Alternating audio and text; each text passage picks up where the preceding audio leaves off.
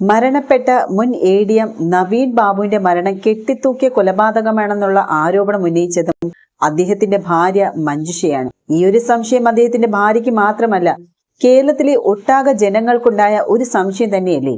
ഇതിന് കാരണമായിട്ട് അവർ ചൂണ്ടിക്കാട്ടിയതോ ഇൻക്വസ്റ്റ് നടപടികൾ നടക്കുമ്പോൾ കുടുംബത്തിന്റെ അടുപ്പക്കാർ അവിടെ ഉണ്ടായിരുന്നില്ല എന്നതാണ്. അതേസമയം തന്നെ ഇദ്ദേഹത്തിന്റെ മരണസമയത്ത് അദ്ദേഹത്തിന്റെ അടിവസ്ത്രത്തിൽ രക്തക്കറ ഉണ്ടായിരുന്നതായും പോലീസ് റിപ്പോർട്ടിൽ പറയുന്നത്. നവീൻ ബാബു മരിച്ച വിവരം പുറത്തു വന്നത് ഒക്ടോബർ 15 രാവിലെ കണ്ണൂർ ടൗൺ പോലീസ് തയ്യാറാക്കിയ ഇൻക്വസ്റ്റ് റിപ്പോർട്ടിലാണ്.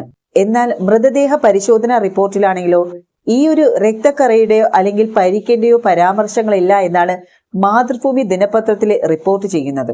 ഈ ഒരു മൃതദേഹത്തിലുണ്ടായിരുന്ന വസ്ത്രങ്ങൾ മാറ്റിയ ശേഷമാണ് മൃതദേഹ പരിശോധന കൈമാറിയത്. ഇങ്ങനെയാണ് സാധാരണ നടപടിക്രമങ്ങൾ. ജോക്കി എന്ന എഴുത്തുള്ളതും ചാര നിറത്തിലുള്ളതുമായ ഒരു അടിവസ്ത്രമാണ് അദ്ദേഹം മരിക്കുമ്പോൾ, അതായത് നവീൻ ബാബു ധരിച്ചിരുന്നത്. ആ ഒരു അടിവസ്ത്രം രക്തക്കറകളോടുള്ള നിലയിലായിരുന്നു എന്നാണ് ഇൻക്വസ്റ്റ് റിപ്പോർട്ടിലുള്ളത്. തുടകൾ, കണങ്കാലുകൾ, പാദങ്ങൾ എന്നിവ സാധാരണ നിലയിലുമായിരുന്നു എന്നാണ് എഴുതിയിട്ടുണ്ടായിരുന്നത്. രക്തക്കറകളെ കുറിച്ച് മറ്റു പരാമർശങ്ങളൊന്നും റിപ്പോർട്ടിലുമില്ല. FIR റിപ്പോർട്ടിൽ പോലും രക്തക്കറയുമായി ബന്ധപ്പെട്ട പരാമർശങ്ങളൊന്നും തന്നെ ഇല്ല. മരണകാര്യത്തിൽ മറ്റ് സംശയങ്ങളൊന്നും ഇല്ല എന്നാണ് FIRലെ ഉള്ളടക്കം. ഈ ഒരു ഇൻക്വസ്റ്റ് നടക്കുമ്പോൾ തന്നെ രക്തബന്ധുക്കൾ ആരും അടുത്തില്ലാത്തത് കൊണ്ട് തന്നെയാണ് അവരുടെ മൊഴി രേഖപ്പെടുത്താൻ കഴിഞ്ഞിട്ടില്ല എന്നാണ് ഈ ഒരു ഇൻക്വസ്റ്റ് റിപ്പോർട്ടിൽ പറയുന്നത്. ഒക്ടോബർ 15 രാവിലെ 10:15 തുടങ്ങി 11:45 ഇൻക്വസ്റ്റ് പൂർത്തിയാക്കിയതും. മരണവിവരം അറിഞ്ഞ് പത്തനംതിട്ടയിൽ നിന്ന് കണ്ണൂരിലേക്ക് ഈ ബന്ധുക്കൾ തിരിച്ച് 11:50 കണ്ണൂർ പോലീസ് ഡെപ്യൂട്ടി കമ്മീഷണറെ വിളിച്ചപ്പോഴാണ് ഈ ഒരു ഇൻക്വസ്റ്റ് കഴിഞ്ഞ വിവരം അവർ അറിയുന്നത്. മൃതദേഹ പരിശോധന പരിയാരം മെഡിക്കൽ കോളേജിൽ നടത്തുന്നതിൽ തങ്ങൾക്ക് വിയോജിപ്പുണ്ട് എന്നാണ്, അത് കോഴിക്കോട്ടേക്ക് മാറ്റണമെന്ന് DCPയോട് അപ്പോഴാണ് ആവശ്യപ്പെട്ടത്. ആരോപണ വിധേയരായ PP ദിവ്യയുടെ ഭർത്താവും കൈക്കൂലി നൽകിയെന്ന ആരോപണം ഉന്നയിച്ച TP പ്രശാന്തൻ ജോലി ചെയ്യുന്ന സ്ഥലമായതുകൊണ്ടാണ് പരിയാരത്ത് നിന്ന് മൃതദേഹം മാറ്റണമെന്നുള്ള ആവശ്യം കുടുംബക്കാർ ഉന്നയിച്ചത്. എന്നാൽ കളക്ടറോട് പറയുന്നതായിരിക്കും ഉചിതം എന്നുള്ള മറുപടിയാണ് പിന്നീട് അവർക്ക് കിട്ടിയത്. പിന്നീട് കളക്ടർ അരുൺ K. വിജയനെ ബന്ധുക്കൾ വിളിച്ചപ്പോഴാണ് ഈ ഒരു മൃതദേഹ പരിശോധന തുടങ്ങിയ കാര്യം അപ്പോഴാണ് അവർ അറിയുന്നത്. ഒന്നും പേടിക്കാനില്ല എന്നും ഒരു ക്രമക്കേടും ഉണ്ടാകില്ല എന്നും താൻ ഉറപ്പു തരുന്നു എന്നാണ് കളക്ടർ ഇവരോട് പറഞ്ഞത്. പോലീസ് സർജനാണ് മൃതദേഹ പരിശോധന ചെയ്യുന്നതെന്നും അദ്ദേഹം ബന്ധുക്കളെയും അറിയിച്ചു. നവീൻ ബാബുവിന്റെ അനുജനായ പ്രവീൺ ബാബു, ബന്ധുക്കളായ അഡ്വക്കേറ്റ് അനിൽ P. നായർ, ഹരീഷ്, മലയാലപ്പുഴ പഞ്ചായത്ത് മുൻ പ്രസിഡന്റ് ജയലാല്, നാട്ടുകാരായ ഉത്തമൻ, പിന്നെ രാജേഷ് എന്നിവരാണ് ഈ ഒരു മരണവിവരം അറിഞ്ഞ് അന്ന് കണ്ണൂരിലേക്ക് പോയതും.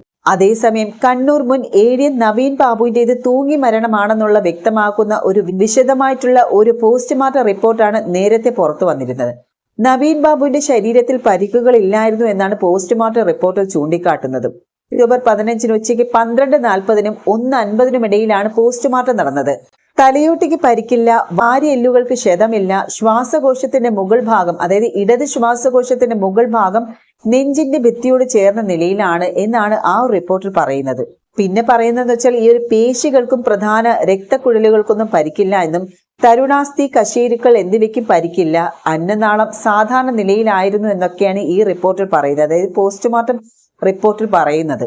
കണ്ണുകൾ അടഞ്ഞിരിക്കുകയായിരുന്നു എന്നും മൂക്ക്, വായി, ചെവി എന്നിവയ്ക്കും പരിക്കില്ലായിരുന്നു എന്നും ചുണ്ടുകൾ നീല നിറത്തിലായിരുന്നു, പല്ലുകൾക്കും മോണകൾക്കും കേടില്ല, നാവ് കടിച്ചിരുന്നു, വിരലിലെ നഖങ്ങൾക്ക് നീല നിറമായിരുന്നു, ശരീരം അഴുകിയതിന്റെ ലക്ഷണവുമില്ല, വയറും മൂത്രാശയവും ശൂന്യമായിരുന്നു, സുഷുമ്ന നാഡിക്കും പരിക്കില്ല, അതുപോലെ തന്നെ മൃതദേഹം തണുത്ത അറയിൽ സൂക്ഷിച്ചിരുന്നില്ല എന്നാണ് ഈ ഒരു റിപ്പോർട്ടിൽ പറയുന്നത്. 0.5 സെന്റിമീറ്റർ വ്യാസമുള്ള മഞ്ഞ കലർന്ന ഒരു നിറത്തിലെ പ്ലാസ്റ്റിക് കയറാണ് കഴുത്തിൽ കെട്ടിയിരുന്നത്. കയറിന്റെ നീണ്ട ഭാഗത്തിന് 103 സെന്റിമീറ്റർ നീളവും ഉണ്ടായിരുന്നു. കയറിന് 30 മീറ്റർ നീളമുള്ള സ്വതന്ത്ര ഭാഗവും ഉണ്ടായിരുന്നു. കഴുത്തിന് ചുറ്റുമുള്ള കയറിന്റെ ഭാഗത്ത് 22 സെന്റിമീറ്റർ നീളമാണ് ഉണ്ടായിരുന്നത്. അതേസമയം ആന്തരിക അവയവങ്ങളും രാസപരിശോധനയ്ക്കും അയച്ചിട്ടില്ല. ആന്തരിക അവയവങ്ങൾ രാസപരിശോധനയ്ക്കായി ശേഖരിച്ചിട്ടുണ്ടോ എന്നുള്ളതും പോസ്റ്റ്മോർട്ടം റിപ്പോർട്ടിൽ പറയുന്നതുമില്ല. ഈ നവീന്റെ മരണത്തിൽ പോലീസിന്റെ അന്വേഷണം തൃപ്തികരമല്ല എന്നാണ് കുടുംബം ആരോപിക്കുന്നത്. അതിനുവേണ്ടി CBI അന്വേഷണം വേണമെന്നും അത് നടത്തണമെന്നുള്ള ആവശ്യം തന്നെയാണ് ഭാര്യ മഞ്ജുഷ ഹൈക്കോടതിയിൽ ഹർജി സമർപ്പിച്ചത്. എന്നാൽ നവീൻ ബാബുവിനെ കൊന്നു കെട്ടിത്തോക്കിയതാണെന്നുള്ള സംശയം കൊണ്ട് മാത്രമാണ് ഇക്കാര്യം അവര് ഹർജിയിൽ പറഞ്ഞത്.